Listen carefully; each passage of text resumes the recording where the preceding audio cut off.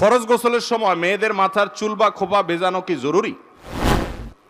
মা বোনদের ফরজ গোসলের সময় মাথার খোপা বেনি এগুলো খোলা ছাড়া যদি চুলের গোড়াতে পানি পৌঁছানো যায় তাহলে এগুলো খোলা কোনো জরুরি নয় ফরজ গোসলে।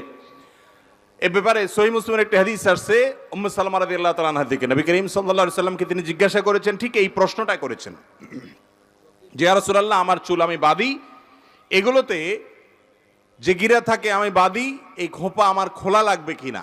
তখন নবী করিম সাল্লাল্লাহু আলাইহি সাল্লাম তাকে বলেছেন, না, এটা তোমার জন্য খোলা আবশ্যক নয়, বিশেষ করে যদি গোড়া পর্যন্ত পানি এমনিতে পৌঁছা যায় তাহলে সেক্ষেত্রে বেনি খোলা ছাড়াও ফরজ গোসল মেয়েরা করতে পারবেন এবং তিনি খুলেও গোসল করতে পারবেন। বিশেষ করে গোড়া যদি পৌঁছা যায় তখন আর খোলাটা জরুরি নয়।